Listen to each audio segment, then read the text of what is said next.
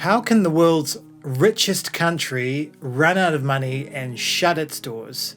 Well, if you're looking from the outside, as we are from here in New Zealand, you will see that the United States government is now in its third week of a total government shutdown. Here's a surprise. Politicians bicker, and currently they're bickering over a budget. The funny thing is they're bickering over a deficit that's almost $37 trillion. And America's not the only country that has national debts this big. So today we're going to unpack the US government shutdown, how the United States and other countries can be that deep in debt, still run out of money, why they just can't pay that debt off, and why the fallout hits everyday people first. I'm Chris, this is the Money Translator. I'm not a banker, I'm not a finance bro. I'm a communications professional here to unpack money concepts for you in a way that makes sense in real human terms. Let's go. Every year, the United States government has to agree on a budget. So basically, it has to agree on a set of things that it's going to spend its money on or it's going to save money on. These are usually things that the federal government or the higher level government does, because obviously the United States is a collection of different states, but over the top of that is the federal government, and that kind of controls large-scale things like national parks and institutions like NASA. So when Congress, which is a group of people elected by the different states in different capacities to represent them, when they can't decide on how to split up that money, parts of the government, including those institutions that rely on the government, they just stop working. It's kind of like if your flatmates were bickering about who's going to pay the power bill, right? We have to agree on a certain amount each. And while you're arguing about the power bill, the power goes out because no one's paid the bill. That's what you're seeing in the news at the moment in the United States. The government has basically halted a whole range of services, including, and this one's nuts, payment for federal workers. So people who work for the government, who are employed by the government, who are in essential and non-essential roles, they're not getting paid at the moment. So this is a massive, massive thing that's happening every day that the government is shut down. Millions, billions of dollars are lost in productivity to the economy. National parks and museums closed, passport offices are shut, even food inspections are stalled, flights, especially air traffic controllers, they're on limited shifts as well, so good luck if you're flying into the United States at the moment. During the 2019 shutdown, which was the longest shutdown in the United States history, almost 800,000 people went without pay for the entire period. You might be assuming, and rightly so, that the reason a government might shut down is because it's run out of money, right? It's got nothing to pay those workers with anymore. That's not the truth. The United States is not broke, even though it has a $37 trillion debt, which we'll get to. It's that politicians are not agreeing. So you're seeing this with the US government shutdown. They're bickering about certain aspects of their budget. One side may be wanting to use the budget as leverage in order to include something else. So that could be something like tax cuts, Trump's border wall, caps on spending or extra spending for a certain program like the military.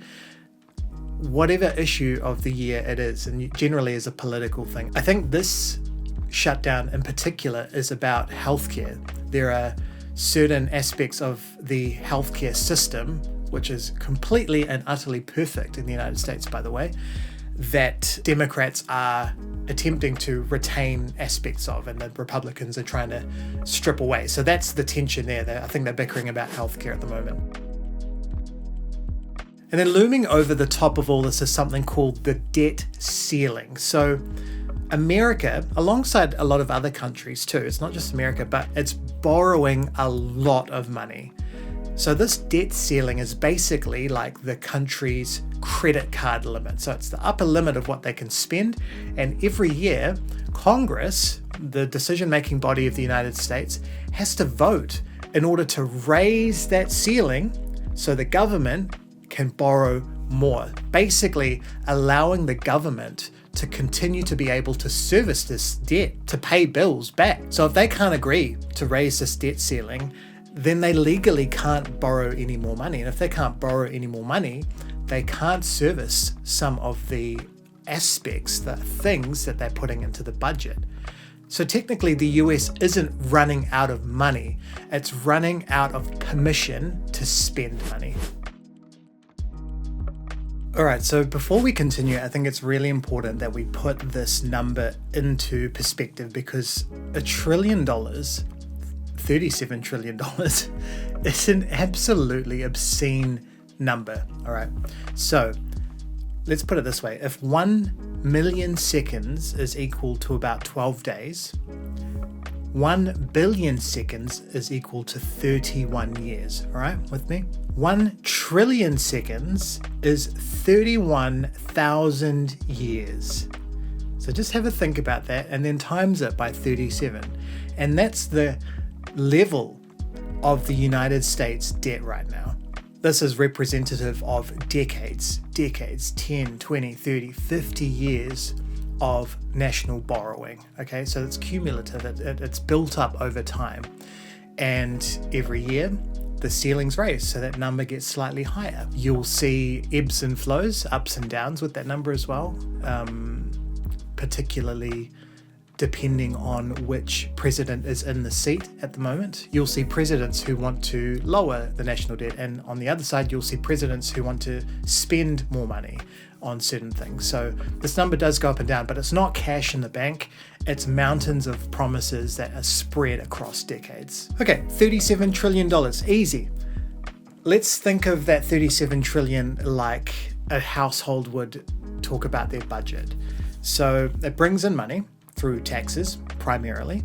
It charges taxes on goods and services, and then as well the income that people earn is taxed at a certain rate, comes into the government, and the government is supposed to spend that money on things that benefit its citizens. So healthcare, defense, education, all of the types of things that make the country run. This is a very optimistic view of the system, by the way. This is like an ideal world where the government serves its people and vice versa. But let's just put our rose-tinted glasses on and pretend it works like this. When that spending, the money coming in, isn't enough, that's called a deficit. So when the government spending is much higher than the income that's coming in, it's deficit. So to cover that deficit, the government will sell to its citizens or to banks or to institutions, it will sell them something called a bond.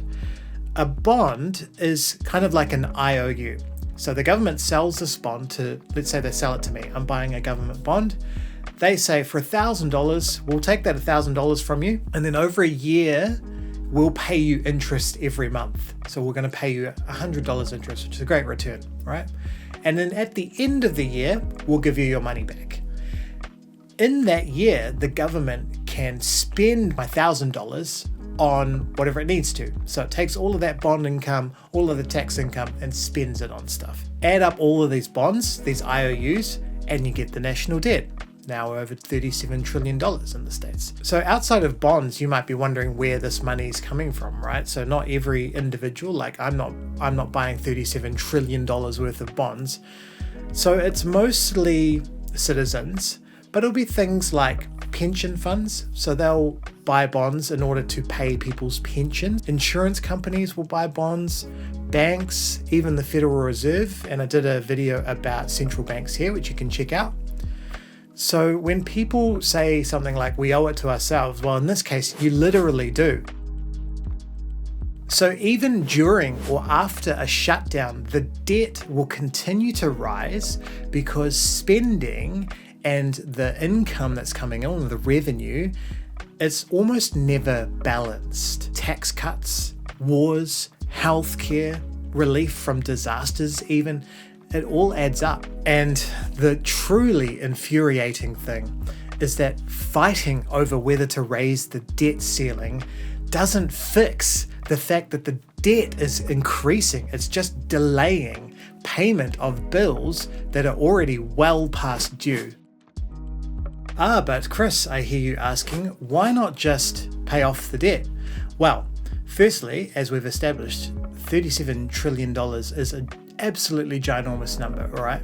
So even if the government were to prioritize paying down the national debt completely, it would take massive social, political, economic cooperation for people to want to pay down the debt. But let's say, hypothetically, there was a button that I could press and it would wipe away our national debts immediately.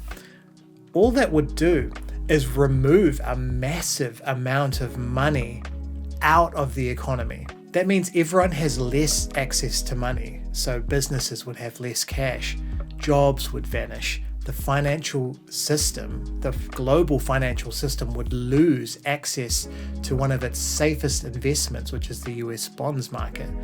So wiping them out would actually cause financial chaos. That's why countries aim for sustainable debt, not zero debt. As long as people are spending money and putting their faith into the economy for it to deliver, as long as interest rates aren't crushing people, as long as people can afford their mortgages and their services and their payments, it all stays reasonably manageable. The truly infuriating thing about this shutdown is that while politicians argue about the budget ceiling in Congress, it's real people who are feeling the pain. Hundreds of thousands of workers right now. That's people who work on contracts, that's cleaners, that's caterers, security staff. They often lose their income completely. Families miss mortgage payments. Small businesses that rely on government contracts go weeks without cash flow. Flights, like I said, they get delayed because air traffic controllers are a federal staff and they're stretched thin as well. Even food inspections, national parks, every shutdown costs the American economy billions of dollars, even if they last just a few days or even a few weeks. After the government shuts down, the government's meant to pay everyone back. So they're meant to pay all of those people's wages back. So the government's still spending the money. It's just caused a whole heap of stress and chaos to get there. Just imagine for a second being told that you still have your job and you still need to do your job, but you won't get paid until your bosses stop fighting with each other. The next time you hear or see in the news about the US government shutdown, wherever that lands this time, remember that it's nothing to do with the American government or any government running out of money. It's everything to do with power, politics, and the people who are stuck in the middle. I'm Chris, this is the Money Translator, and if this video was helpful for you, hit subscribe. Leave a comment down below if the government shutdown has affected you in some way. I'd love to hear your story. And if this content was helpful for you, a like, a subscribe would be really appreciated. Thanks again. We'll see you on the next one.